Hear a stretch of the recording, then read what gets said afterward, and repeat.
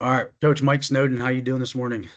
Doing well, man. I appreciate you. Awesome, awesome. I appreciate you being on here. And we were just talking off air. Like I said, I just kind of growing the podcast a little bit, growing my guests, growing my audience, and obviously thankful for Zane for kind of putting us in touch with each other and getting to know each other. And you know, I grew up. I don't know if you knew this, but I grew up in Western Maryland. So I grew up in like Allegheny County. So just literally Okay. one county. One. What, I guess you're in what, Frederick County or Washington Yeah, or so Frederick County. two. Yeah, So two counties over.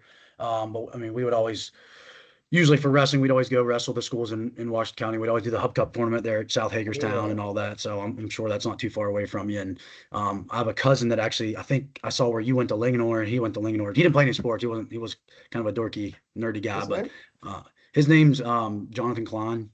He'd probably be somewhere between I don't know how old you are, but probably somewhere between our ages. He's like a year or two Okay. older than me. Oh, So okay.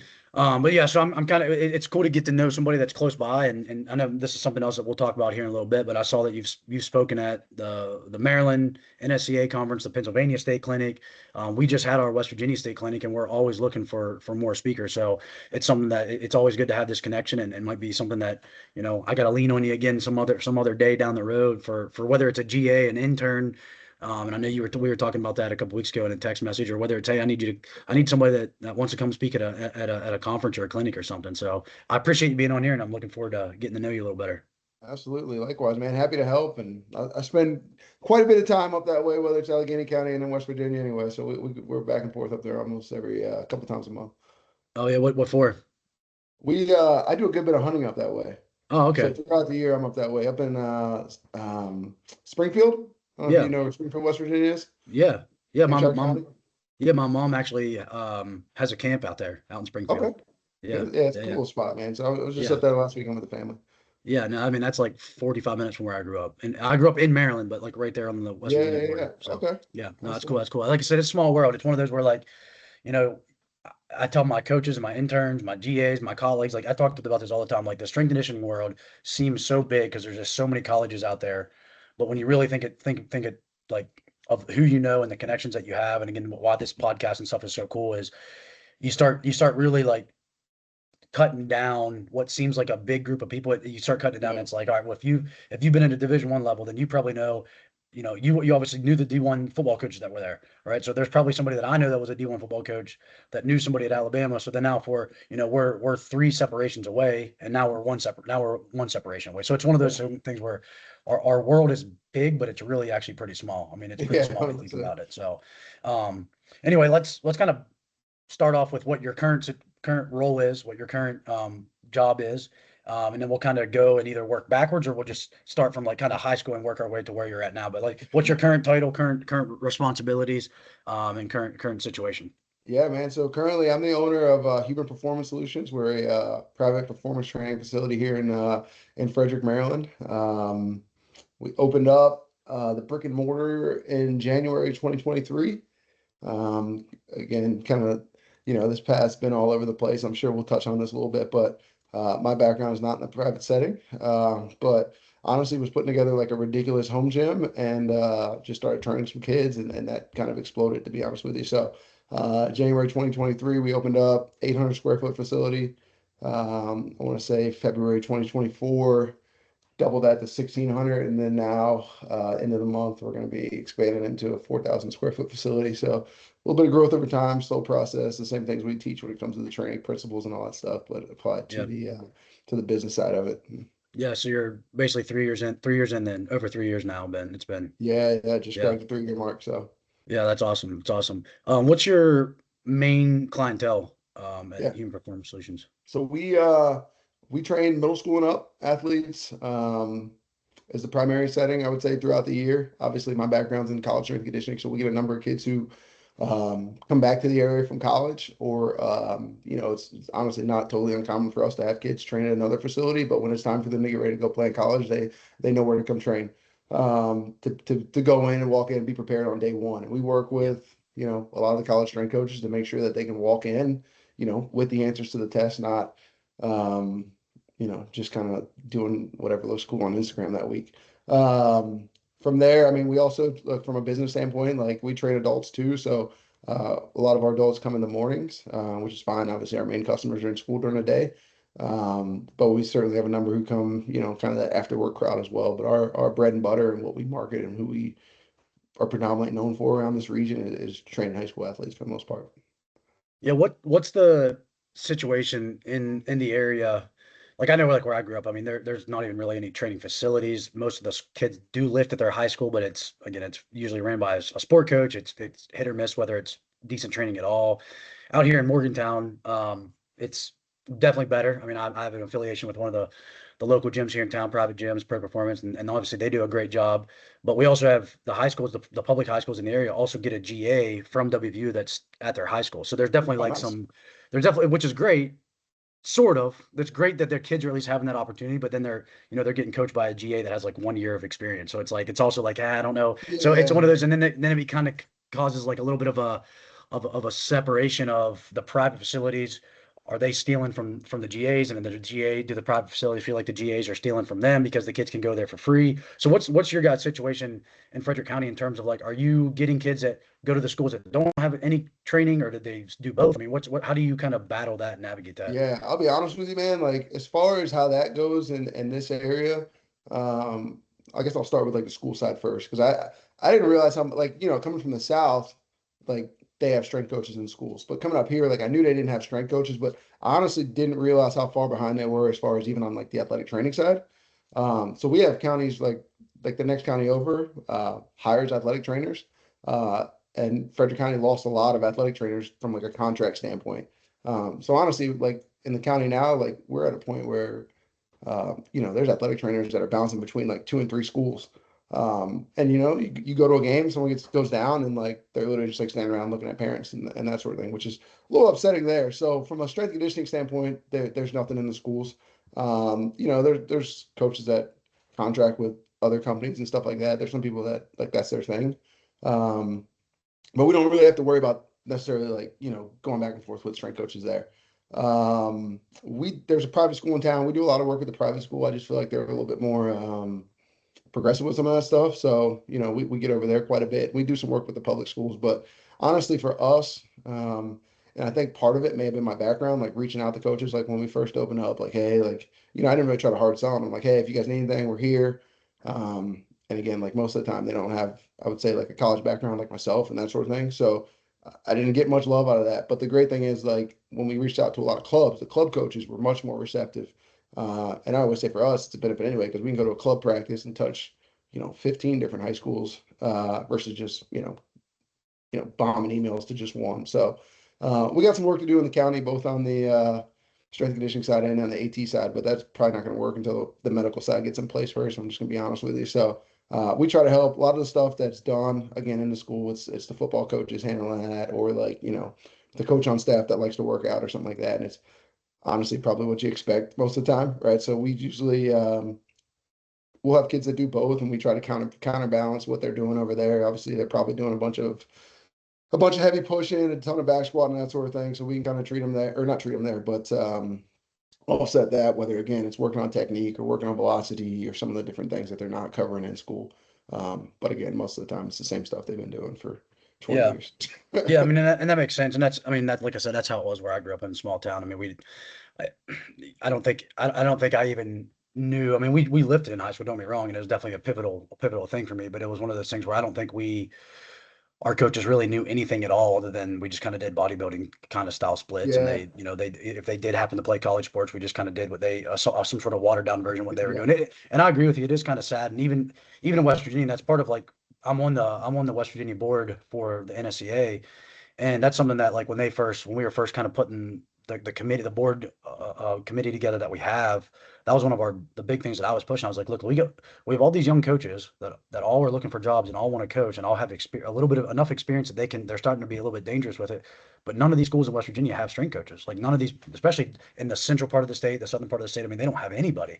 I was like, yeah, there's got to be a way that we can try to start working, creating some job opportunities, creating some situations for these athletes to have some exposure. And again, I mean, and again, I say this, I don't want to like belittle it, but I think coaching high school athletes, it's really hard. But I think getting getting improvements is very easy because their training age is so low, and they're anything you do with them. I always used to joke, like when I worked with high school athletes, I was like, if I just told them to go over and stare at the dumbbells and think about getting stronger, like they're gonna get Yeah. stronger. Like Yeah. just because they're getting they're getting a new exposure, a new stimulus, like they're gonna and honestly, it's the same for a lot of our athletes at the Division II level at Fairmont. Like a lot of our athletes come in with no training age, and they're gonna see a couple inch improvement in their vertical jump in like the first semester, and it's not necessarily because we're doing anything super secret top rocket science type training. It's Yeah. just because it's consistent training. It's just an exposure aspect there. It's a very quick learner's bias essentially. Like it's again it's I was actually just messaging one of my former athletes yesterday. He may end up listening to this. I was just messaging him yesterday. He's actually got an opportunity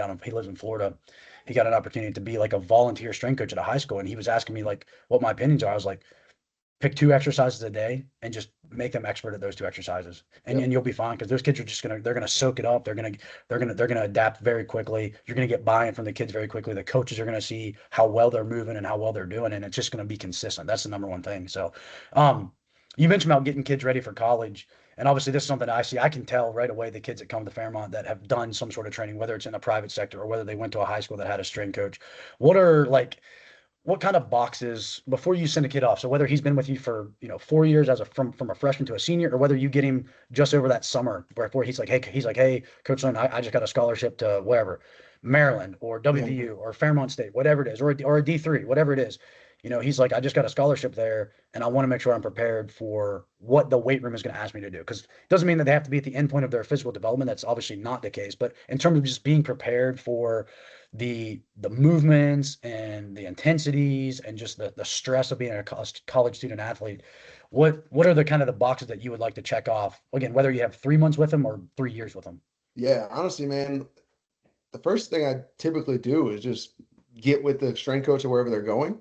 And like you touched on it, like the field's not that big, right? So typically it's probably someone I've bumped into at some point throughout my career, or again, you're like one connection away from him, right? So I think the biggest thing you could do for them is like actually prepare them for what they're going to need to do when they get there, right? I think a lot of times too, like the spring athletes, right? So the soccers and all that, it's great that you, from a skill standpoint, you're going to go play at that next level, but you're going to walk in the door and you're not playing. I mean, I guess you got a fall season, but like you're not actually playing until the spring. So you're going to have to train.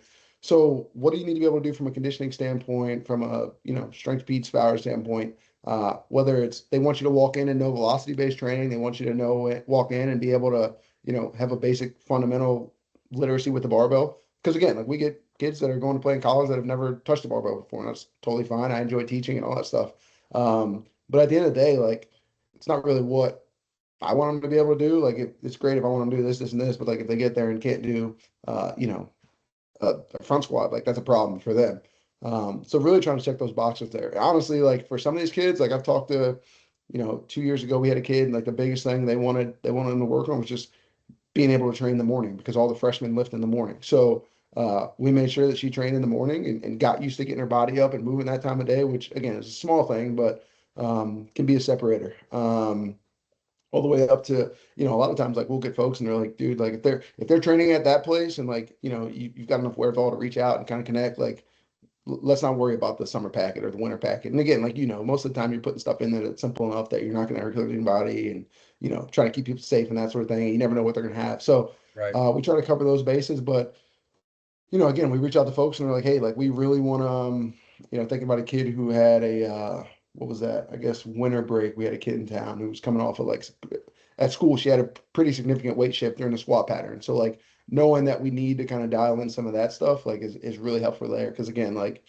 again, as a college strength coach, we always recruit a lot of kids who are training at, X facility for however long, and then they show up and it's like, well, you can't even goblet squat, dude. Like, so that was always one of my biggest frustrations. So being able to solve that problem, I think helps build trust, especially with like the more local strength coaches in the area. Right? You're not far up the road. So if I had to take a wild guess, I'm sure in the next 2, 3 years, like somebody will be leaving here and coming up that way, Yeah. or vice versa, right? So I think it just helps build the relationship there. But at the same time, it's like knowing it's okay to push kids too. That's another thing too. Like, like we're a training facility and like you're going to college. And I think a big piece of that is just having the work capacity, right? You talk about GPP all the time, like having the work capacity to like understand like it's okay to do some hard stuff that's not in your most comfortable environment of being, whether it's on a basketball court or on a soccer field or whatever. Because again, that's a big piece of what you're gonna have to learn when you get to school as well. Yeah. The one thing that you mentioned that I think I don't know if I've ever even really thought about it is the idea of getting these kids, especially like freshmen, getting them used to waking up. And I think the bigger factor of that is not only are you getting that, and you said it was a female athlete that was you had to focus on that, right? Yeah, that's good. Yeah. So not only is she having to worry about getting up early and training early, but it's also going to teach her. Sorry, my daughter's going crazy upstairs. Um, It's also going to have to teach her how to like have better nighttime habits and teach her because that's something that again our kids struggle with. It's one of those where it's not always they might wake up in the morning, but did they actually get the right sleep the night before so that they're actually ready and prepared to train that following morning? So it's one of those where for someone like her, like that's a great thing is you reach out to that coach says, hey, make sure she's ready to lift at 6 a.m. You check that box off, but by checking that box off, you also taught her how to go to bed at a reasonable time. yeah. And that's something again I don't think a lot of our freshmen understand that at all. Like I think I think high school sports in general are not great at scheduling out kids' workloads. Like you have basketball games on like high school basketball games on whatever it is Tuesday or Wednesday nights that don't get over until 9 o'clock at night, and then the kids have to get up for school the next day. Like that's one of those where like that's going to happen in college, but it's one of those where I don't know if I always think that we always put our high school kids in the best position to get to sleep and recover and be prepared for the next day of school, especially the sports that play like midweek games and things like that. Yeah, But and yeah, I mean, we're I think constantly that's a really monitoring. cool point. Go ahead. Yeah, we're constant, especially on the club side with club sports, because we'll have. I mean, we work with some teams that are based out of like DC or out towards Washington County, where like practice doesn't end until 9:30, 10 o'clock at night. So it's like they're already starting off, in the deficit there. So a lot of times, again, we'll probably get on this when we talk about, kind of my background on the college side, but just it's a constant adjustment, right? Like you have a program laid out, but it's going to vary depending on what walks through the door that day, if that makes sense. Yeah, no, absolutely, absolutely. But it's that old saying of every program is written in pencil, right? Written in pencil. Let's actually jump to that then. Let's go. Start with your background.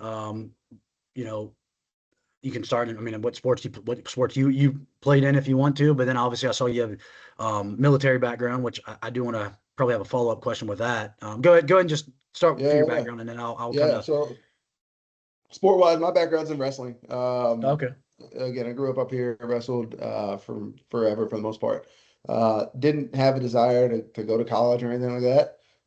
So I honestly never even looked at wrestling in college or honestly had a thought of that. So I wanted to go to the military. So right after graduation, was in the military. I was in the Navy for 7 years. So spent the first 4 years on an aircraft carrier, USS George Washington. So I was down in Norfolk, Virginia for about 2 years and then spent a year in Japan on there. And then honestly, it took like a year to get over to Japan on the ship with some other things that went on out there. But took about a year to get over there. Spent the year in Japan, and then while I was over there, I was actually still wrestling over there, just kind of on the base. We'd go around and wrestle other bases. Um, but I kind of actually tweaked my back in the gym, just a sloppy set of overhead presses one day. And then we had a civilian. I guess this was honestly like the first piece of like the tactical strength and conditioning field. So we had a civilian who was working with us, and she would help like sailors who needed help kind of passing their physical fitness test or whatever. Um, so I would always just see her in the gym and started talking to her about what she was doing. And then she got into the topic of like training a rugby team in Japan on the side. And I was like, wait a second, like let me come watch you do that one day. I want to see what that's about. So I went and watched her do that, and I went out to the field. They were doing some sort of like speed agility deal out there, and I was like, yeah, that's what I'm doing. So this is like 2008. So went and watched that, and then I was actually going to get out then, but I got an opportunity. I probably about the same time I started the interview process with the Presidential Helicopter Squadron called HMX-1 down in Quantico, Virginia. So it was shore duty. So, in the Navy, you have sea duty where you do a bunch of deployments in and out on the boat. Then you have shore duty, which is basically like office work, kind of, or like not even office work, but like more like a regular job. Um, so I was gonna get out then. Then I got orders to come back to Quantico, and I was like, dude, I'm working for the president. An hour from home and at shore duty. So I was like, this is kind of a no-brainer. So stayed in for another 3 years down there. Uh, During that time, I would work for the Navy during the day, and at night I would reach out to coaches all over the country and try to figure out how they got to where they were. So that's 2009, 2012. Once I got out of the Navy down there, I went to George Mason, and then we had an assignment. One class, I don't know what class it was, but we had an assignment down there, like go shadow somebody in a profession that you wanted to do, and then like write a report about it or whatever. And it's funny because I knew I wanted to get into college strength and conditioning, but I was down at George Mason, and I'm like, damn, I don't have any connections to the athletic department, and didn't really know like it's funny like you call people and ask all these questions, but I never really asked how you got in the door to like talk to somebody. So like that was my ticket, right? So I went and shadowed John Delgado and Handy down at George Mason one day, and then just like kept coming back. And they never kicked me out, and that was my first internship. So I was down there for about a year, we'll say.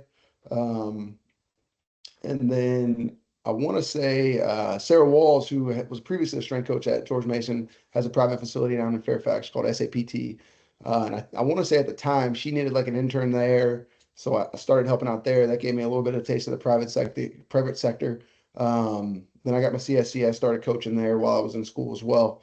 Did an internship down at Mary Washington at the D3 level, which was awesome, right? Like I think a lot of coaches get in the field and they want to work at the Penn States, the Mississippi States, or whatever. Um, and I think that's awesome. That was never really my goal, but that D3 level really gave me an opportunity to do some things that from like an intern level, like you're not typically doing, right? So George Green was there at the time.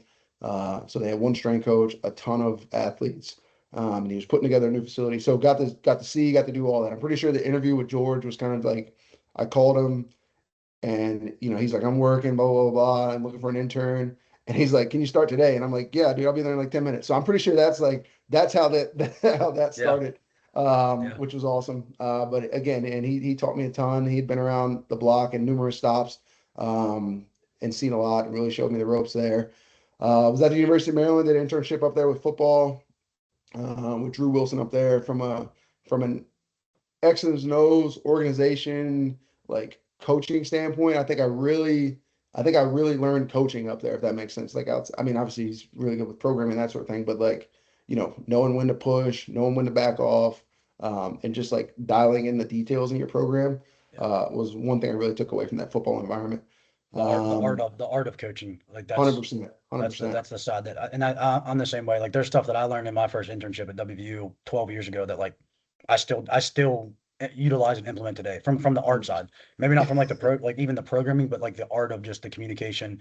Like you said, that feel, that developing that feel. When can we push? When do we need to back off? Like what are the athletes kind of what is their body language? So yeah. Anyway, that I just thought that was a great point. So continue. No, and honestly, that's a point I think sometimes I think they try to rush that part of it too. Like, like how do you know when to do this? And it's like, well, like you don't really, they don't really tell you that part of the book. You just got to kind of read the room a little bit. But from there, um, I went down to VCU. So I was a GA at VCU with Greg Golden, for the men's basketball program down there. That was my first experience, full-time year-round, in college basketball. And then again, I had touched basketball at every other spot. But that was my first time going, being in the hotels with recovery and nutrition and ordering meals and picking up food and all that stuff. So really, really kind of opened my eyes there, and I enjoyed that. Again, I love football. It's great to see, big weights get thrown around, that sort of thing. But I really like the fact that we could dial in, with each person in that with a smaller team. So from there, I went back to George Mason. Honestly, big lesson here. I always tell the young coaches, again, wanting to work in men's basketball. I left VCU when I finished. I took a full-time position back at George Mason, working with women's basketball, women's lacrosse, and women's volleyball. Which again, from like a going to men's basketball makes no sense. But you got to pay your dues and you got to, pay your bills. But I also, when I talked to coaches over those 3 years, they always had like another sport, right? So I just viewed it as an opportunity to get more experience with another field sport, a couple court sports, and all that stuff. Honestly, full circle moment coming back when we look at our business now, those are like the biggest groups that we work with here. So sometimes I forget about that, but I always say things come full circle. So I was at George Mason that second time for a year, full time. And then actually before the game, I had met Coach Brian Hodgson, who is on a tear right now down in South Florida, but he was assistant at Buffalo. Just spoke to him before the game, said hello, kept in touch. 2 years later, they needed a strength and conditioning coach up at Buffalo. So went up there, came in as an assistant, ended up being a director up there for Olympic sports by the end of it. And then had an opportunity, had a lot of success up there. Worked for a really good coach, Nate Oates, who's also having a heck of a year. And coach said, "Hey, we're going to Alabama. Like you want to roll?" And ended up making the move down there. So spent 3 years down there. My wife and I had a great time. Loved it down there. Again, had a lot of success, but my wife moved from Arlington, Virginia to Tuscaloosa, Alabama, which is a little change of pace. And she's also got her own career in the DC area. So it was time to get back home. So we moved back up here in 2022, and actually ended up. I had a position. I always say I had a cup of coffee with a group in a tactical space. That's what got me back up here. And then during that time, I was working on opening my facility. And then as that grew, I ended up slowing down in a tactical space and just worked with a group of fighter pilots down in the Middle River area down towards Baltimore. And then once we really started putting some gas on this thing, we cut that loose and went full steam here. Yeah, no, that's awesome. I mean, it's it's cool to hear. Like, and all the coaches that I've had on here obviously have their own very unique, different paths to like their current situation, and I think that's what makes this profession also really cool is that you really literally never know like what the next opportunity is going to be. Like, you could be Yeah, completely content at the place that you're at, and then somebody gets fired, somebody gets hired, like, and they want, you just never know. Like, you never know who you're going to meet. Like you said, you never know who you're going to meet at one point in time that later on is going to potentially be your boss, or you're going to be their boss, or whatever it may be. Like, it's yeah. really cool. Um, One thing that I wanted to ask, so you said you wrestled, like, what was I mean, did you know? And again, I don't think, I think this sometimes actually is a good thing if you don't know the sport because it makes you look at it from an outsider's perspective. But I mean, how familiar were you with like basketball players, especially at like the Division I level, whether it was at like the women's side at VCU or when you got to Alabama? Like, how familiar with you with just like the body types that they were, the personalities, the travel schedule? Like, how familiar were you with just the basketball world? Yeah, I mean, I think that was a big benefit of being at George Mason, right? And I mean, you look at the A10, being at George Mason and VCU, I think it gave you an opportunity to build that experience up. So from day one, when I was at George Mason, like we had long dudes running around in the weight room, the basketball guys, and you get to see the personalities, you get to see the style. But you know, Handy, who's at GW now, had been there long enough. He's got that thing dialed in. So to being able to pick his brain on exactly how he made modifications for bigs versus guards, and style of play dictating, and obviously time of year dictating what you're doing in there. That was big to be able to get that right out of the gate, I would say. Um, and then yeah, everything. I mean, you always do your needs analysis, right, and then roll from there. So Yep. being able to pick that stuff up, even moving back right into the women's side, which is a completely different culture, I would say, versus lacrosse, which is a totally different culture from that, Right. right? Yeah. Yeah. Yeah. For sure. Well, the other thing that you mentioned, and I saw you. I think you did a podcast or you read an article for the Central Virginia like Oh yeah, see guys, yeah. performance. I know they do a lot of tactical stuff down there. I've never met those guys, but obviously I've been following their stuff on social media for a while. And then you mentioned, well, first of all, you mentioned the lady that you guys were working with in Japan that was kind of like that was doing a civilian kind of like tactical before it was really a tactical before it was even really like a career. Um, and then obviously Zane now being at Bragg, like, so this tactical field is growing. And then you said you worked with the fighter pilots as well for a year. What do you feel like having been in the military? And knowing that by saying somebody's in the military, that could be, are you a SEAL or are you just, like it's like you said, sitting behind a desk pushing papers? Yeah, Like, yeah, are you a cook in the military, like on the aircraft carrier, or are you a pilot on the aircraft? Like, so like yeah. there's such a big spectrum of what being a tactical athlete is. But and this is a very loaded question, so I don't know if there's not like necessarily a right or wrong answer or anything about that by me any means, but like what do you think from like what the military does, like their approach to it and how it's changing and shifting a little bit, very slowly it seems, but from like just, running, push-ups, pull-ups, sit-ups to actually now people doing like the Army fitness tests as, the trap bar carry, the med ball throw, the sprint drag, with a sled. Like, how did, from your experience having been in the military and now training athletes and even working with some tactical athletes, like what's probably the good, the bad, and the ugly, I guess would be kind of how I would ask, like in terms of just the overall like holistic approach to training. And I know that's not your necessarily, I wouldn't call it Yeah. your expertise, but just having been in the military and having been at some stops where you've interacted with that field, like what is the overall kind of your overall thoughts on that approach? Yeah, I think clearly it's a much smarter approach to what's going on now than what it was when I was there. Like you think about like the stuff you're doing, especially like if you train a good bit, because like, I don't know, shocker here, not everybody in the military exercises that much, right? But like if you Right, right, train right. and then like, look at it, there's times you're like, man, this is stupid, or just like anything, right? It's too easy or too hard for the folks. So I think being able to get again like program like laid out strength conditioning programs is a huge asset to it. I think there's still, and again, like it's been a while since I've worked in that space, but at the time there were still ways of like, or still a challenge trying to find ways to get folks to buy into it, right? Because you're always gonna have your folks who are either on the way out or been there for 15 years and are like, I didn't do this back in my day. So, um, but I think it's a much better approach when I think about the miles that folks used to put on and like, you're like watching people's gait and it looks terrible, but they're not going to stop because they don't want to be like the softest one in the group, right? Much like the team dynamic, right? We were talking about like kind of what goes on in the high schools now. It's probably not that much different, right? Making that shift from just the old ways versus the the actual like structured way. Yeah, Um, yeah. but I think it's going in the right direction. I just think maybe getting the buy-in there. I know like a lot of times like when we worked on like the public service side, it was always a lot of the fire departments and stuff were a little bit more bought in, but like getting the police departments in was like a little bit more of a challenge. Now again, that could be one way on the in a certain town, and then you go to like the next town over, and it's like all the police officers love training, but then like you're fighting to get the fire. So every department is different, much like the high school space. You hear this a lot about the high school space too, as far as like schedules and how many days they're getting kids into train and stuff like that. I think you have those same challenges where in the tactical space, no two units are the same almost as from a top to bottom when it comes to the training Yeah. side.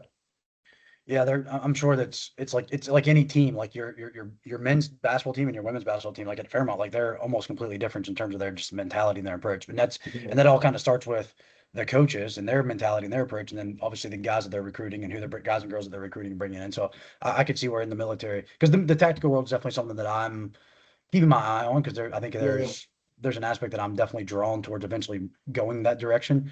I just, you know, my biggest thing is I love the fact that I can go to work on Monday morning at Fairmont, and I know that 435 athletes are basically being forced.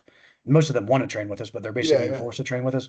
Whereas you go in the tactical world and you can't guarantee that they're going to all have to be doing something with you. That you're kind of just yeah, more of like a liaison for them if they want it, but there's no like mandatory training. And it's just like I don't know if I'm ready for in my part of my career where like I want to go up, I want to show up on Monday and get to yell at some football kids. Like yeah, I yeah, want to be able to do that. Like I like that I show up, that I know they're going to show up and they're going to have to be there and they're going to have to work hard and push themselves. So there's like a little bit of that for me. It's like I don't know, but I also don't see myself being in my 50s still yelling at 18-year-olds. And when I say yeah. yelling, I don't mean No, I do I like know. yelling. I do like yelling, but you know what I mean? There's an aspect of like, I don't know if I'm going to want to be 55 and be like spotting some dude and smacking him on the shoulder, squatting 600 pounds as an 18-year-old. Like, I don't Yeah, know if yeah, that's going to be something I'm going to want to do for the rest of my entire life. I can't imagine yeah, not doing it now, but you never know. yeah, Like 5, 10, 20 years from now, it might be different.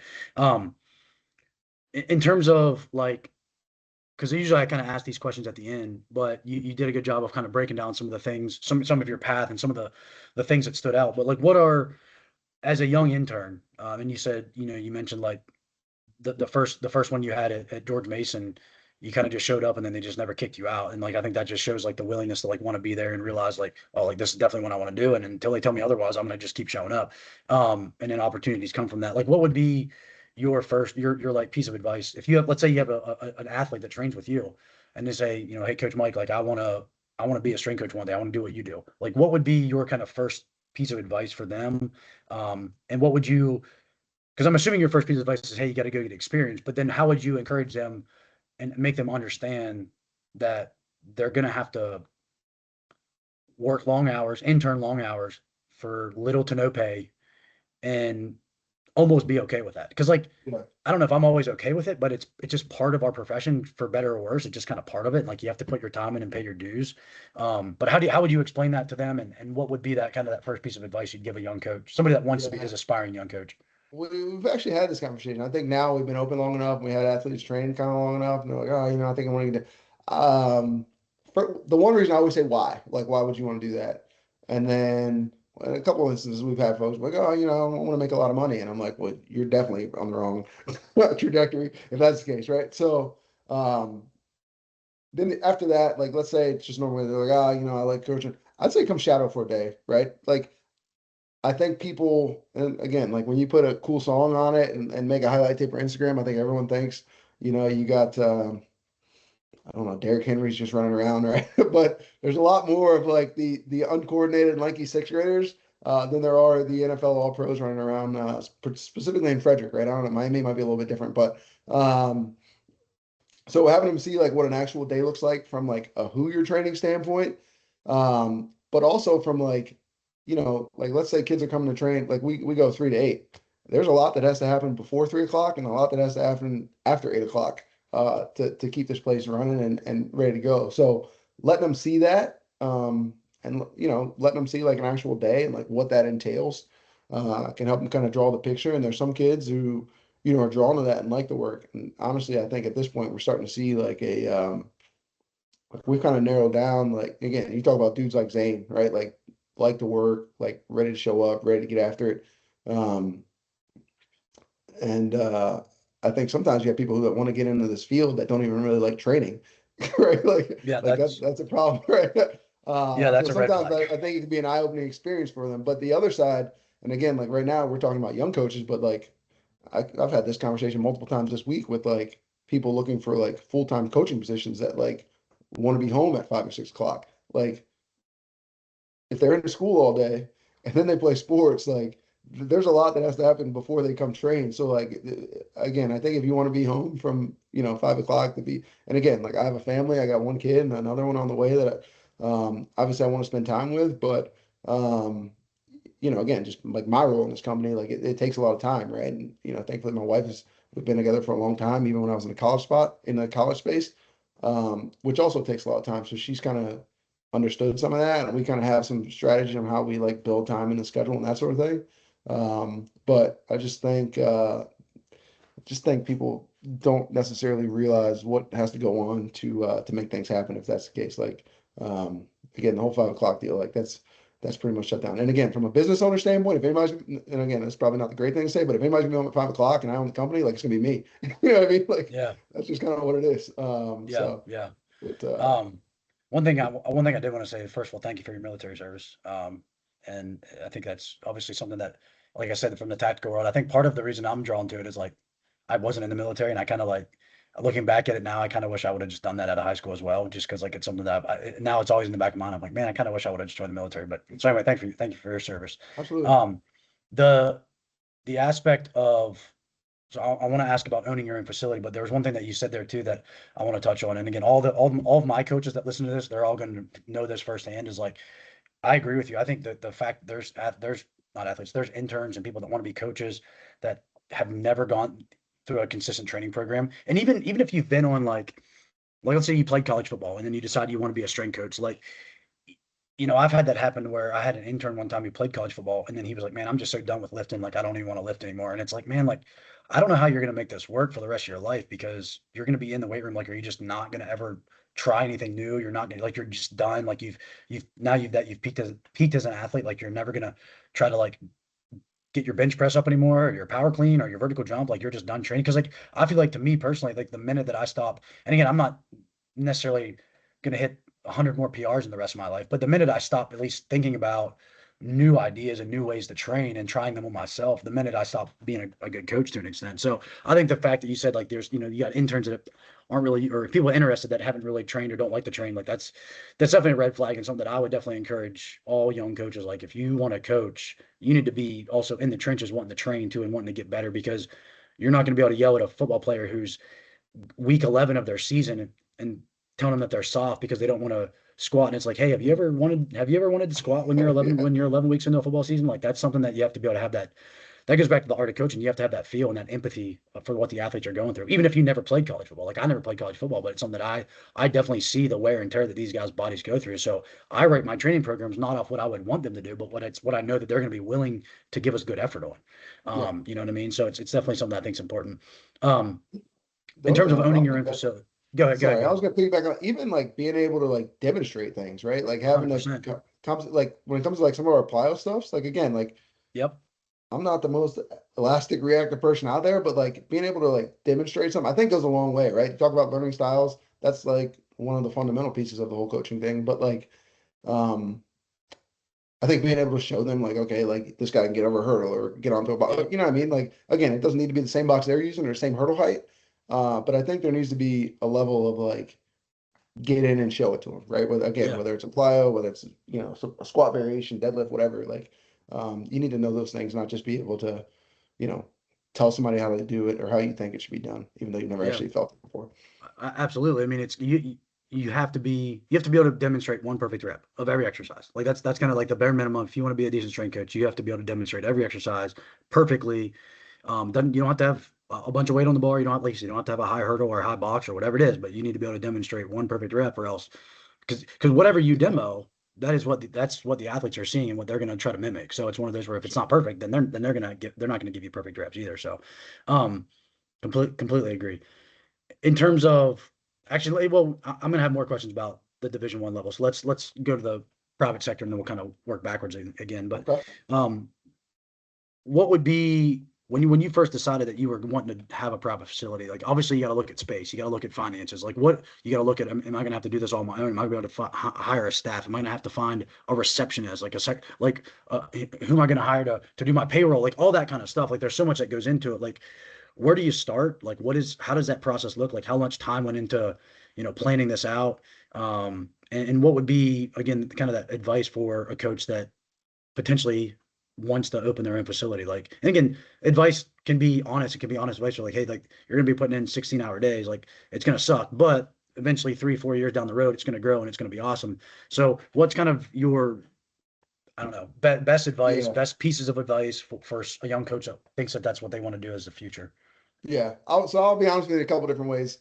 I looked out in a couple different ways here. My wife's an accountant, so as long as I don't really screw up anything that I keep track of, a lot of times I can just kind of pass it to her and she'll like double check and make sure we're good on that part. So So again, piece of advice one is marry an accountant, yeah, basically. married accountant. That's Yeah. from a space standpoint, again, like even on that, like we actually just kind of went through that, but I went a little bit unconventional on here. So there was actually a coach that I knew, honestly, just from like social media, and I had no idea that she had a facility in the area. Um, but saw she was in the area one time, and just reached out and I was like, what are you doing? She's like, my gym's up there. And then literally the conversation was like, oh, that's nuts. I've been looking at opening a gym up there. And at the same time, she was actually looking to move her facility closer to DC. So the way that our first facility worked out, well, I guess our only facility worked out, like we just took over that lease and made that switch. So I've just recently wrapped up like looking like the actual process of looking for different facilities. Um, at least in this area, like Frederick's a city that's undergoing like a rapid growth. So that entire process, to be honest with you, is a headache. We've been lucky every time we've expanded, we've just expanded in the same spot and just busted some walls down. I think a large part, and like one of the things I hear from other people is making sure that um, you got a good relationship with your property manager, building owner. If you're not, the ultimate goal is to own a building. Like, that's the sweet spot. But if you got somebody else, again, that comes with you need a lot of funds for that. But if you got property manager and that sort of thing, like make sure we have a really good relationship with them. As you can understand, like if you don't have a great relationship, that can be a nightmare almost every day you come in. I'm lucky here. Like if something's broken, it's literally like a text message and they come out and take care of it pretty quick. Like, so we've been lucky in that regard a lot. Same thing, like coming to expansions, like she knows that, we've been growing and we want to grow and we want to grow here. So as different units come available in here, she typically gives us a call, which is again, how we've been able to just kind of expand where we're at. So probably not the best advice for those first two. I think out of the gate, understanding, like the financing piece. I think there's a way to do it. Again, like we talk about some of these, the Exos, right? The Cressy's, all those facilities. I think the biggest mistake is trying to be them on day one. Well, trying to be them at all, really, but trying to be them on day one is probably the biggest mistake. When we opened up, we opened with um, kind of like a hodgepodge of stuff. I don't want to say hodgepodge stuff. Like we had decent stuff. We had a rack. We had like a yoke rack stand that I just kind of already had in my house. A couple bars, and if you look at our facility now and what we have, we didn't have much of it. But I think, we treat people the right way, and like people pay a lot of money to come train with us. Um, but like over time, I think they enjoy seeing like what they're paying for build, if that makes sense.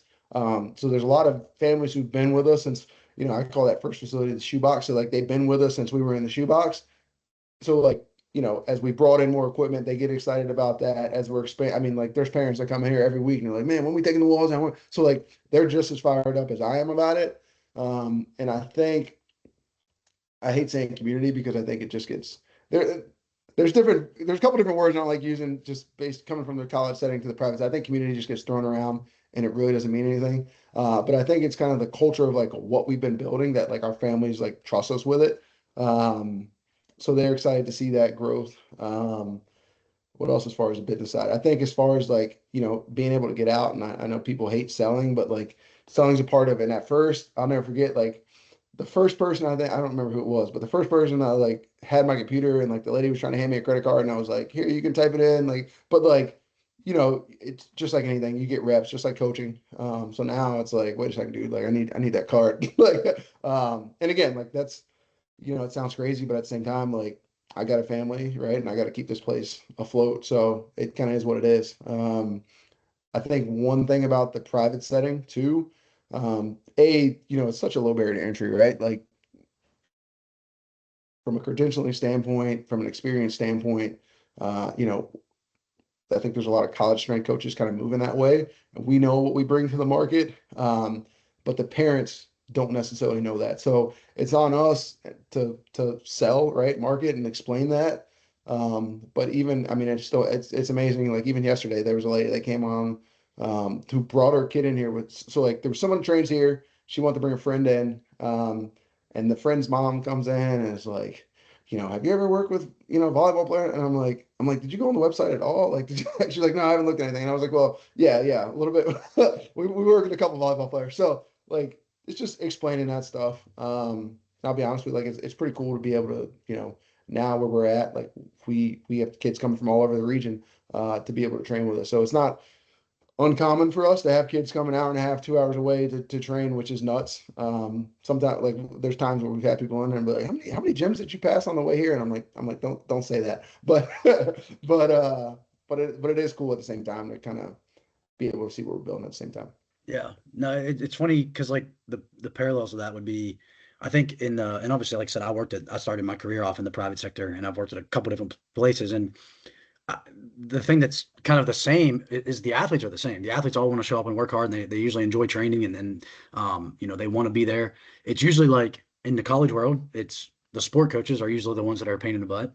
And in the private sector, it's usually like the parents that are a pain in the butt. Like Yeah, it's yeah, like they're the ones that are like again, they have no idea what a good string coach resume or what a good training program looks like. Like they you could hand them two different resumes from two different string coaches, and they're gonna just go down and be like, all right, well this person charges less money, so we're gonna do it. You know what I mean? Like there's an aspect of like yeah, they're just gonna look for the cheapest one versus like the actual product that's being put out there. And then you can watch them look at two different training programs and they're like, well this coach every time my kid leaves there he's puking and he's crawling on the floor when he gets done.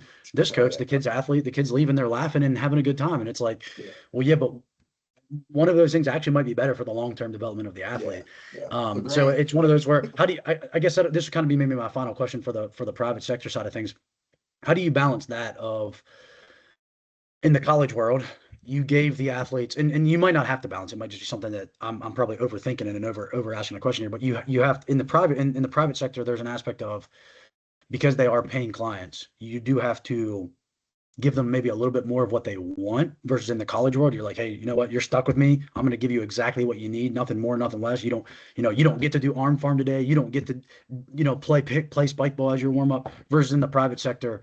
Like hey, like we're gonna play spike ball today because I want you guys to start off by having a lot of fun. And again, I'm not saying that in the college world you Yeah, yeah, couldn't yeah. and couldn't and shouldn't do that. I'm giving you like almost polar ends of the spectrum. Like, how do you navigate that in terms of giving the athletes what they need, but also maybe appeasing to the parents a little bit if you even care about that, appeasing to what the athletes want a little bit, appeasing to maybe what their sport coaches want. Like, how do you keep that? I mean, again, I know this is probably maybe an unnecessary question because it sounds like you're just a good coach. And at the end of the day, if you're a good coach, you're going to find the way to navigate that anyway. That's part of the art. But how do you, at least, especially early on in having a private facility, navigate? All right, I want to make sure that our athletes really like what we're doing, but it's also hard enough, and they're also getting benefit out of it that they're going to go tell their friends. Like, Yeah, how does that that's work? actually that's a great question actually because I didn't touch on this at all. We actually so we're a private facility, but we run things much like the college environment. So and that's intentional. And again, like we have whether we have interns come in or the coaches come in, like that's one thing we're not really willing to bend on. So we have fun, but like we get a lot of work done at the same time. And like, like we don't do headphones. So like it's not uncommon for us. Like we've lost a kid just yet. Like when I first opened, we had a kid leave because he couldn't wear his headphones. But at the same time, like from a business standpoint, again, I talk about starting small. Like I'm okay with that because like I don't know anybody in there. Right? Like we just need to make enough money to keep the lights on and everything. Like I don't have to, pay some like massive loan or something like that. So we don't, again, from a business standpoint, probably not the smartest thing, but like from like a culture, and I talk about like how we build it. Even the other day, I mean, we had the same issue. Like this was on the adult side, but like we train a guy and his wife started training with us. I'm not gonna put a name. The wife started training with us. And it was just kind of honestly, the wife was just kind of like a major headache. She wanted to do headphones. She came like in the evenings when we train athletes. She came then and was like complaining about the music, the volume. It was pretty much like everything was like a complaint from like the second she walked in. So like we just let her walk. Like to be honest with you, man, like, I think you deal with so much BS in different industries, whether it's college side, that like I don't have the patience for it.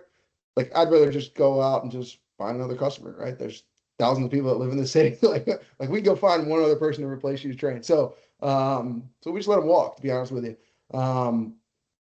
As far as being, and it kind of same thing, like, we've had, I think there's places around here that have been around longer that can go and like do the rah-rah cheerleader deal for you. You know what I'm saying? Like, and that's great. And like, I'm going to be excited for you when you do awesome stuff, but that's not how we want to coach. That's not the environment we want.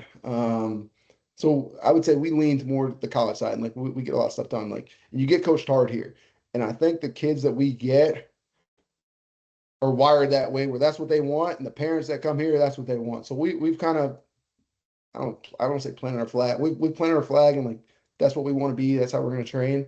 Right. So again, like we train hard, and there's days that are lighter, and there's days that are harder, right? And like the goal's never to just like have kids throwing up just for fun. Like that's stupid, right? But like, and again, we don't get to that point very often, but like we want kids to feel like they got something done. And same thing on our adult side. Like they don't want to come and just like chit chat the entire time. Like they could do Right. that for free, Yeah. right? Like Right. Right. Right. actually the first group of parents I had came, they were like, hey, like, we go to this place, they have fun, but like they could go outside and have fun for free. So like if I'm paying, I want results. And I was like, you're my people. So, Yeah. that family started with us and they started talking to their friends. And then we had a couple other people that started to, so the referral piece is big for us on that. But that's kind of how we spread a little bit When there. it sounds like it's kind of one of those where you had, to an extent, you had the ability to create the culture that you wanted, and then your athletes are kind of self-selecting like that for Yeah, you. Like if 100%.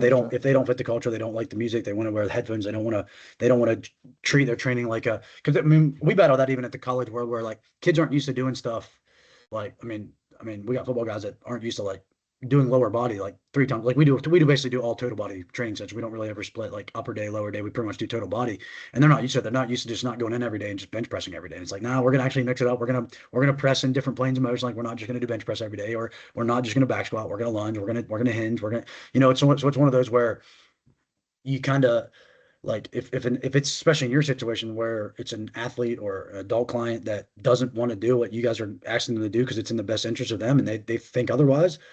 Sometimes it's okay to fire your clients as well. Like Yeah. they might not just fire you, you might fire them. And I think it's something that you just have to be okay with and understand that, you know what, they probably weren't going to be there long term anyways. We can probably go Yeah. find somebody else that's going to be here long term. Because, again, I've never owned a private sector, but I know it's part of like, just business 101 of like, it's always easier to retain a client. You get a kid when they come in eighth grade, you want to see that kid all the way through high school. And then if they get the opportunity to go play college, you want them coming back every summer. Like you want that kid to be there for 8 to 10 years. You want mom and dad to be there. You want younger brothers, younger sisters all to come there.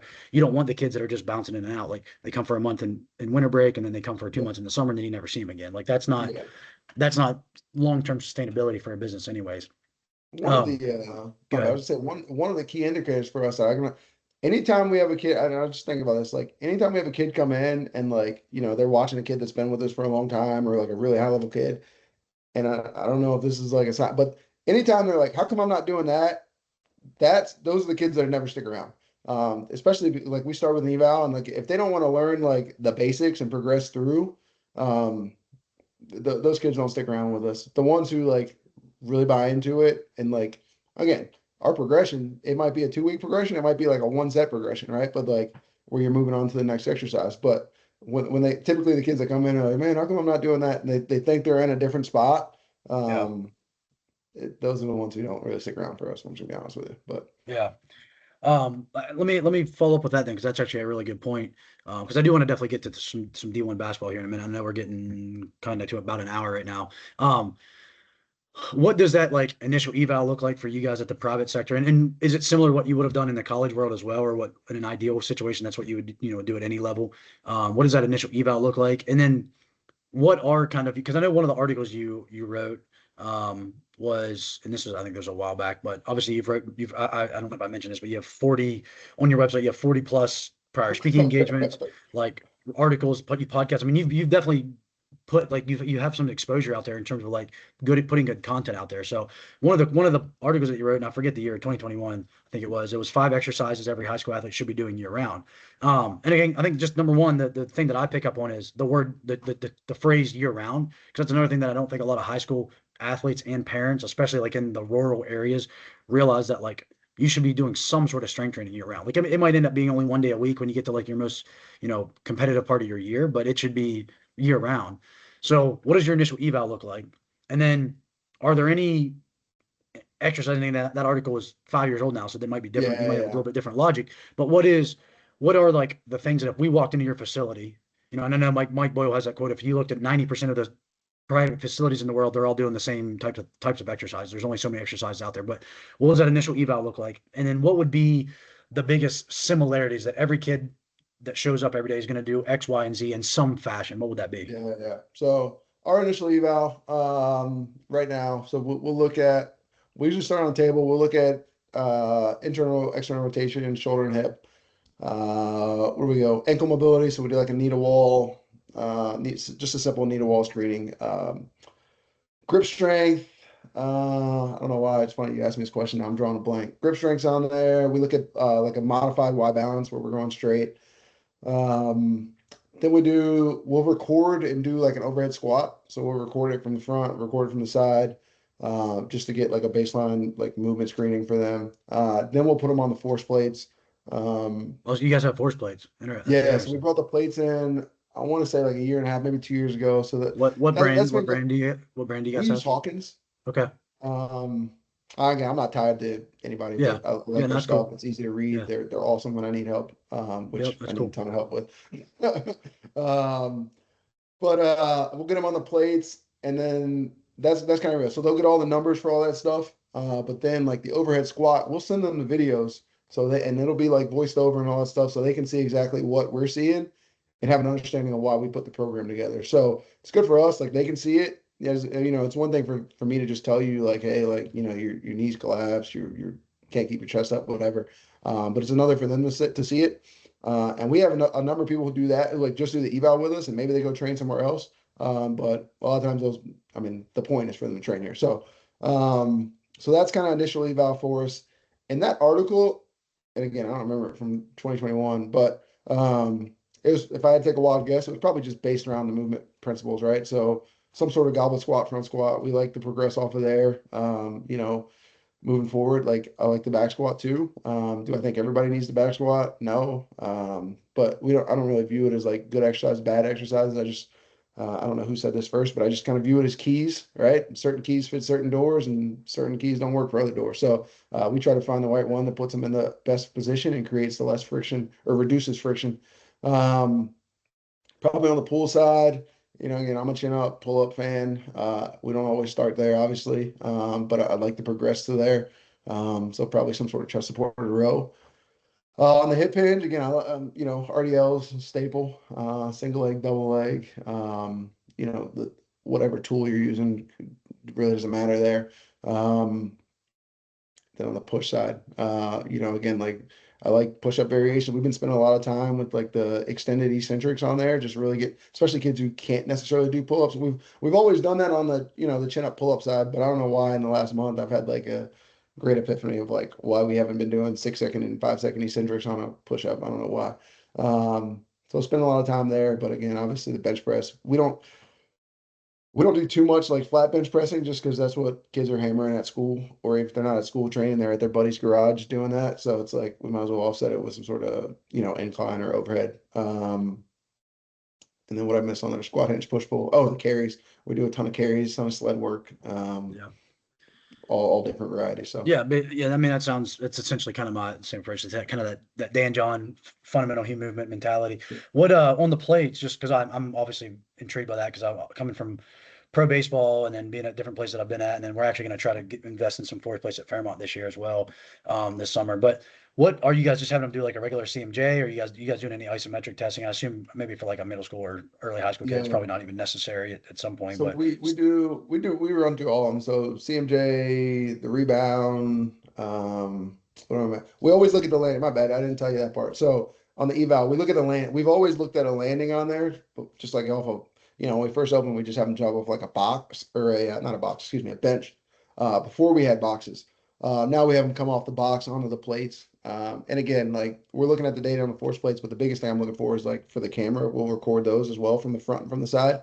yep. So what's going on there? Like, can they control themselves and like decelerate? Do they have trouble finding balance over the foot, front to back, or even, shift left to right? Kind of what's going on there. So we'll look at the landing on there. We'll look at the drop. We look at all the tests on there. On the ISO side, we don't do it with everybody. If they've trained before, um, we'll put them on there and do like a mid thigh pull. Even if they like, let's say they haven't trained before, but like train like with like structured stuff before, but they got like we have a couple people like dad's in the military or works for the government, so like the kid's been doing like some sort of training, whether it's body weight or whatever for the last like 3 years in the garage or whatever. Like we'll have them on there, but if it's just like the kid who is already nervous about walking in the building, has no idea what any of this stuff is, like I'm not gonna have him do a mid thigh pull on the first day. And we've been doing it with like a bar. I would be a little bit more inclined to do that if we had a good setup for the like a belt.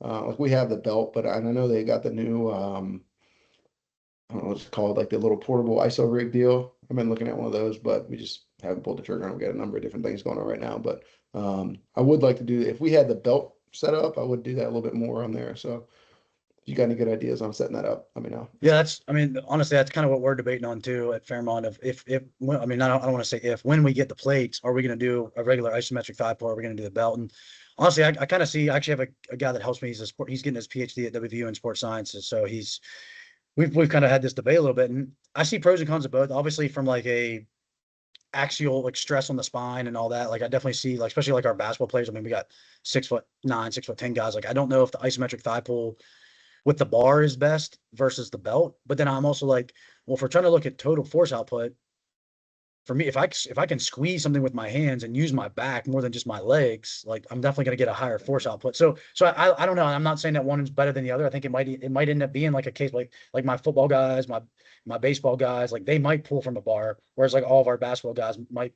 pull from a belt squat setup. So I don't know exactly how we would do it. I mean, what I would probably do is I would probably just attach, because we just have regular like road racks. I would probably just put the bar, like put the the ISO pull bar across the bottom of the rack, and then just attach the belt to it and just go from there and do it That like makes that. sense. Basically where you're trying to belt squat the entire rack up, which is That makes bolted to sense. the floor, so it's not going to happen.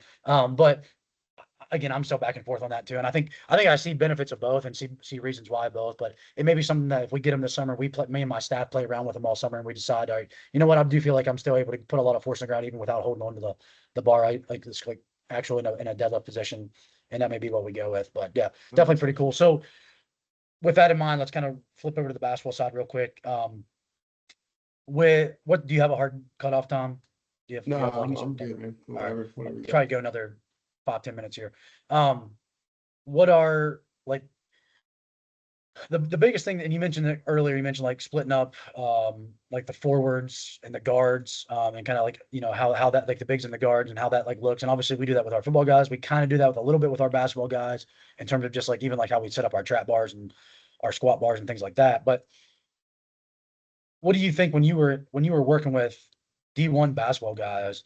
You know, and again, you look at anthropometrics and unilateral versus bilateral training and axial loading. Like those are the kind of the key buzzwords that I think of when I think of basketball and just the nuance of it. What were some of the nuances that you dealt with? Maybe it was some of those topics. Um, maybe it was just getting by. And like, what was kind of your overall biggest takeaways while in the Division I basketball world? Yeah, I think guys, I feel like now training basketball players, it's almost like I don't know, it feels like you gotta like make up something now. But like I always felt like, again, for us, it kind of came back to the movement principles, right? Like, are we covering the movements and then just modifying them based on, the frame standing in front of you? So from a plyo standpoint, again, like that, I always thought like the bigs obviously just generally went better off two legs. Typically on like those heavier frames, they felt a little bit better with the bilateral lifts. Um, where a lot of times we went single leg. Honestly, like movement wise, just based off the individual, I never really cared which movement as long as it kind of fit in the category. And again, I think part of this is like knowing players. And again, this isn't like a day one thing, but like, you know, having the menu where you give them like a short menu for that day, like, hey, like this day, when it comes to our squat, let's pick one of these three and let's run with it. Um, and it's always funny, like if you choose it, there's like you hear the sigh in the room, but like if they pick the same exercise, then it's like, oh yeah, this is awesome. So so that's just how it goes from like a mental motivation standpoint.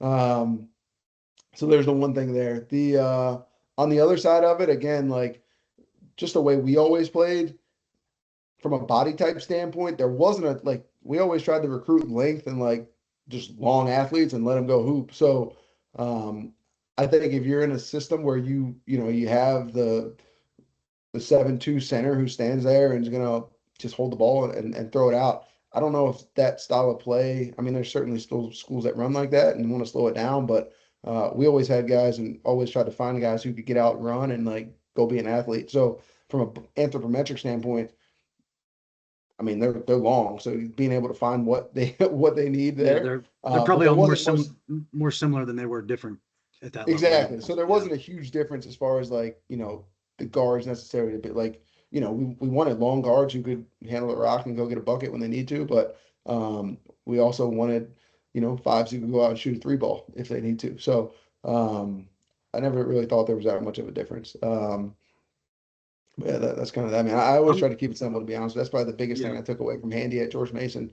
Where I think at that time when I got up there, it was a little bit more on like, you had like traditional size guards and traditional size bigs. But by the end of it, like with my time down in Alabama, I think like most of the frames were about the same. And even when you look, I think that's the way the game's kind of trending is being able to have guys who can just space the floor and do whatever.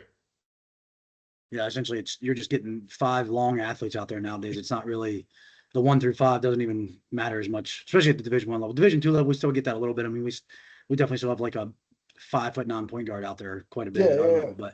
But what about axial loading? Because that's something that I don't mind using personal situations, but every year it's something. It seems like it's something different, especially with our basketball team. But this year we had 3 new guys on our team that were big contributors, and we run a lot. We're like an up tempo, fast. I mean, we're trying to score 100 points a game every game if possible. If we don't slow the ball down, like we're full go. And our coaches yeah, really, really, really run our guys a lot during fall camp, and even yeah, into the season. And we had 3 guys, all new guys, that had like little muscle strains in their back. One guy has a history of back injuries. The other 2 guys didn't really have a history of back injuries. And, our coach is coming to me like, we were doing we were still deadlifting, which again, I don't think there's a single problem with deadlifting, especially we were doing sumo. So in my opinion, like there's even less axial load on that than there is even in a trap bar deadlift. Yeah. So it was one of those things where there was like some frustration on his part, thinking that it was the deadlifting, but it never happened after we deadlifted. It was always just like a random incident, like 2 or 3, 4 days, after a training session, never like the next day. So that was one of my things where I'm like, I don't know if it's really deadlifting, but. And then I also started looking at axial loading. And one of my former coaches is, he's with the Sacramento Kings. He's assistant coach for them. And I was talking to him about how much they actually load their guys. And just because I do wonder, and then you get into like all this, the infrasternal angles and all this stuff that everybody's talking about now, which I think there's some truth to all that. But again, most basketball guys are going to have narrow infrasternal angles. Like that's just how they're all built. And so, was that something that you didn't shy away from bilateral squatting, bilateral deadlifting? Like how much was that still part of your programming? How much was it something where like, this guy's it just doesn't make sense. But for this guy, it does. Like, and that's one of your options. Hey, you get 3 squat patterns a day. One can be a unilateral, one can be a safety bar, and one can be a regular back squat or a front squat or a goblet squat. Like how much was actual loading back then for Alabama basketball part of your program?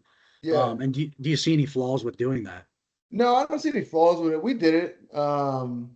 If guys had like a history of back pain, we kind of stayed away from it. Obviously, like they need to be ready to go. So like we didn't do too much of that. But again, like there's certain guys who like feel better, feel stronger, and like feel ready to go when they squat off too. So like we'd let them rock with it. At the same time, I think switching it up, like again, I'm a Zercher Squad fan down there. Like I'd go to Walmart and get friggin' like 50 pool noodles, and like we'd cut them and put them on bars. And we'd just try to load them different there. I do like the sumo deadlift. We hammered those a good bit, whether we were coming off blocks and played with different height for different guys. Yeah, we always pull off blocks. And honestly, I love Zerchers, and it's something I've never done with our basketball team. But I definitely think I think any anterior loading squat is really beneficial. It's just number one, can you get them to this position? And number two, is the bitching gonna be worth the battle? Yeah, Of dude, the that was Zercher how squats? that was how the But I never thought of that was how I never thought of noodles came.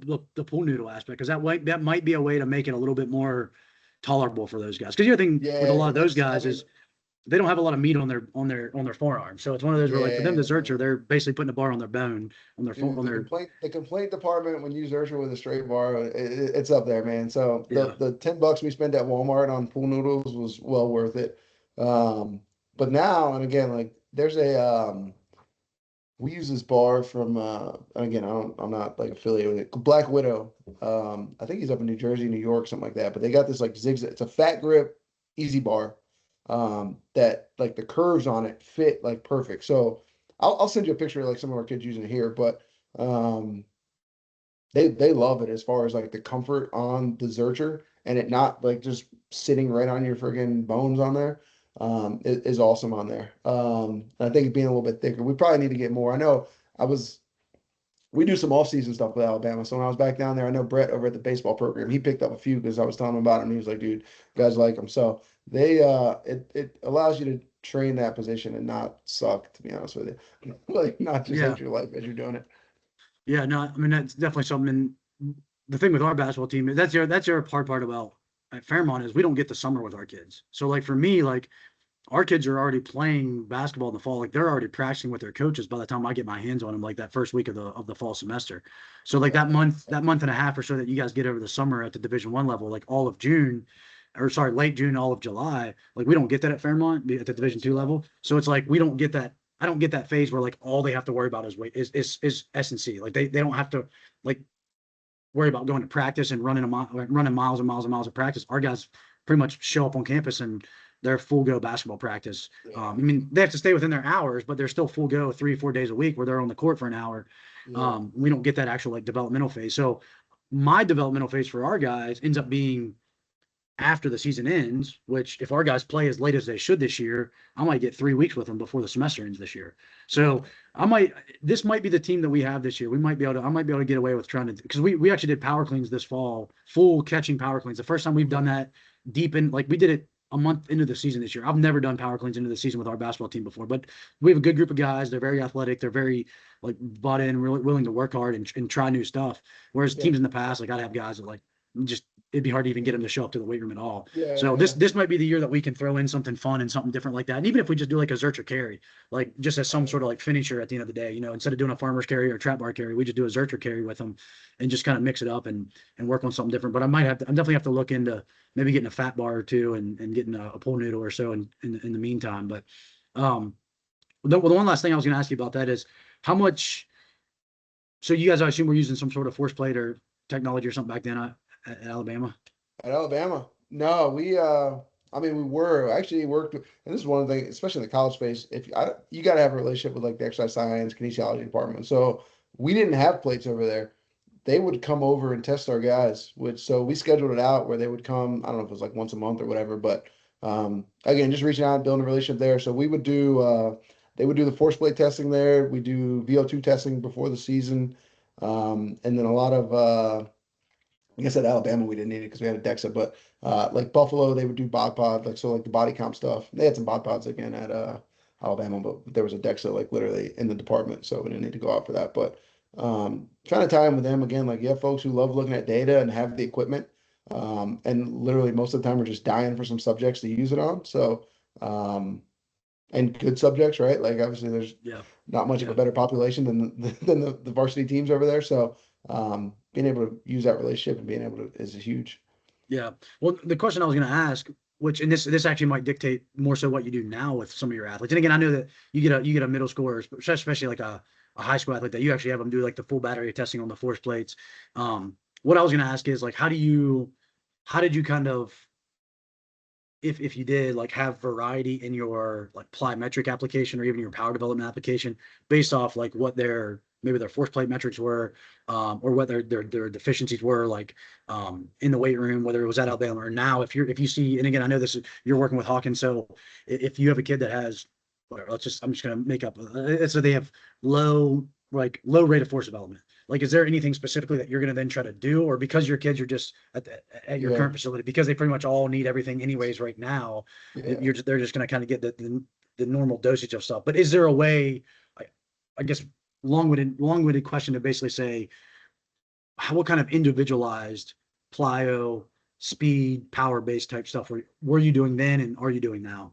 Yeah. So in Hawken, it's and we started using it with for a team in the team setting, but they have a quadrant report, which has been all like both stuff breaks down in the quads, and I've got it printed out over here, but I couldn't tell you what it says by heart. But like being able to look at exactly where someone falls in relation to their team is how we got started with the quad deal on Hawken.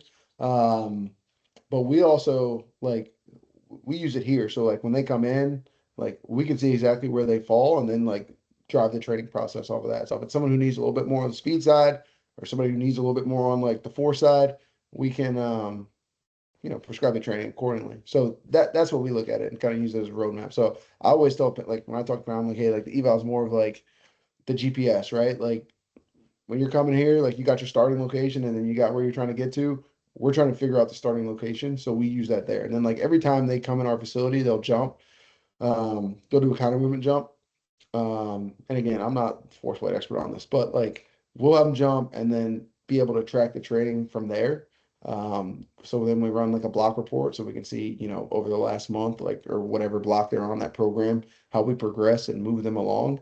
And again, sometimes you miss, but typically for 90% of the kids we have right now, like they all kind of need the same general stuff. And like we got a kid coming in tonight who like there's certain ones who you need to dial it up a little bit more specifically for. Um, but for the most part, like, they're kind of using some of the same stuff. Yeah, no, I think that makes sense, and that's definitely. I've actually been talking to Vald force plates, but I mean, I think they're at some point they're all pretty much equivalent with each other, and especially. But they talked about having like a quadrant of whether we want to look at, rate of force development, whether we want to look at peak force, whether we want to look at one on the speed side and the CMJ jump height side and all that. Definitely something to think about. So, last question here in so like of all the obviously all the articles and the speaking engagement things like that you've done in the past, is there anything that stands out in terms of and actually let me maybe have a follow up here because I mentioned like we're always looking for presenters and next and I'm not saying that you have to do this, or that if you're interested, like, it's just something I'm thinking about actually, while we've had having this conversation, where our state conference next year is supposed to potentially be over in Shepherdstown, West Virginia, which is over in the Eastern Panhandle. Like out, Yeah. it's like I don't know if you know where that is in West Virginia, but it's Yeah. literally Yeah. probably within an hour of you guys. Yeah. So just if you were to speak at any conference moving forward, um, what was maybe one of your favorite articles or podcasts, um, or presentations that you've done in the past, like maybe the topic that you spoke about, like what is something that in the past that you've really enjoyed talking about, and then where are you at kind of now in your mindset, and your approach, that are things that you're really interested now in, like learning more about or potentially speaking about. So something in the past that you really enjoyed, and something that you're Yeah. kind of leaning into now. Yeah, so I'll be honest with you, like all that stuff, the stuff I just wrapped, like that was literally like speaking wise, that was like 2 weeks ago. So the NSCA deal with the Pennsylvania State Clinic and the Maryland State Clinic were like back-to-back weekends in February. What were those topics? What was that topic on? Developing core sport athletes. So I did the same one at both. Um, and again, like I worked in college basketball for a long time, but you know, we still mostly, obviously, our biggest segment here is volleyball. We have volleyball players come from all over the place to train with us. So that's what I spoke on there. As far as that, like I think that's probably the biggest thing. A lot of the other, you know, the other stuff I kind of talked about, written about, was just based on my experience in basketball. But again, like when it comes to training athletes, I think from globally, there's not that much of a difference, right? So even if you look at like a lot of the articles on there, I think all that stuff's on there because when we first started the website, we were trying to differentiate. Now it just looks like a bragging board, I think. So we probably need to edit some of that. But yeah, so I wrote a different stuff on that. I think the biggest thing that kind of interests me now is, again, like we talked about a little bit ago, is like kind of that shift from being the coach to like the hybrid coach business owner, and then what that looks like as you get older, right? Like I feel like I'm turning into like the old, the old guy. I guess I'm, but it's trying to determine what that looks like because again, I think it's an area that interests a lot of folks, right? Like thinking like the long term and what that next step looks like. Um, but again, in a couple of areas I lucked out, but I think I had people that really helped me out as far, especially Sarah Walls, who like kind of put me on to some resources out of the gate. Like I think there's a book called Profit First, that I think is huge when it comes to like really dialing up how you manage your finances from a business side. Honestly, from a personal side too. Like I've taken some of that stuff to my personal deal. Um, um, what's the other one?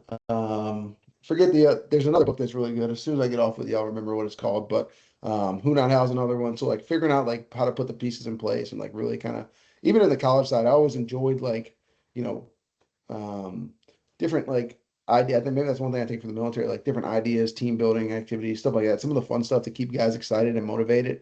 Uh, and like finding a way to blend that into the private sector has been fun.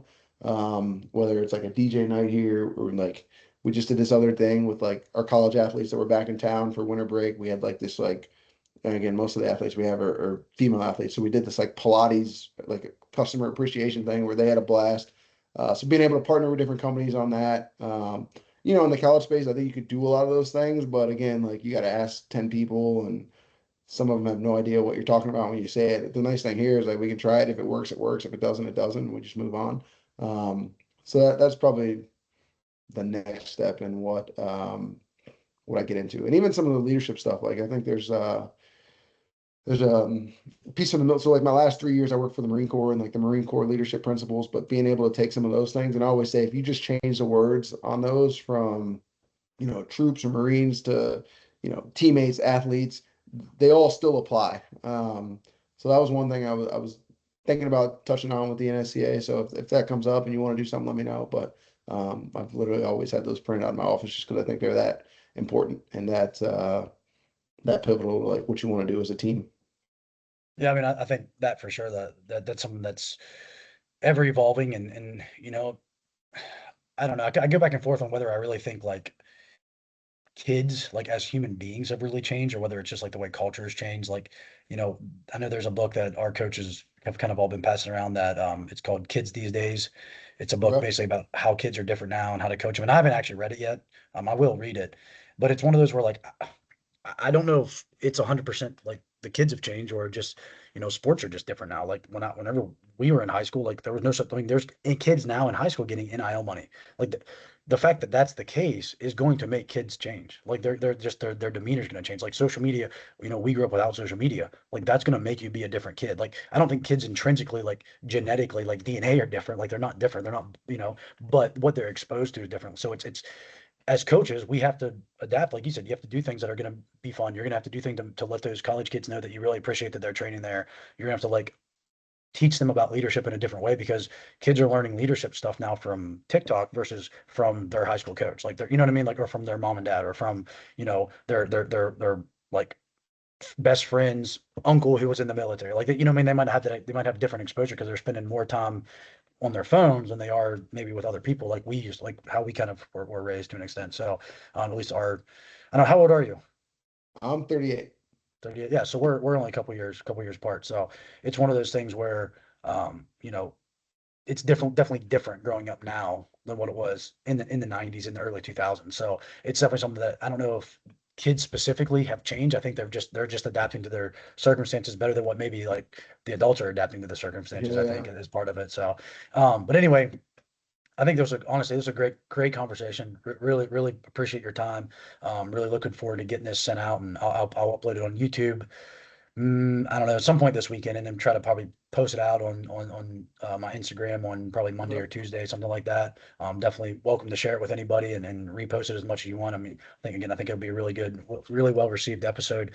Um, and like I said, anytime I'm kind of going through that area or you're out this way, like definitely don't hesitate to reach Yeah, out. And man. I'd love to Please stop swing in by, and dude. swing by and see the place. Or if you're ever out in northern West Virginia, you want to grab some lunch or swing down to Fairmont and check in with what we're doing and stuff like that. And you said that earlier about any athletes coming to Fairmont, and I would be very surprised if we haven't had anybody from that Frederick area. Now, maybe not having necessarily trained with you, but there has to be kids that we've recruited out of that Frederick area. I Yeah, I'm know sure. I there think has. I'm actually thinking of a couple kids. I think I know that a couple kids up that way. Yeah. Maybe is Yes. there acrobatics or something up there? There is acrobatics. Yes. Okay, I think you got some Frederick kids up there. I'm trying to think. Did you have somebody that trained with you? Nah, we haven't had anybody train here, but I think I feel like I've seen stuff.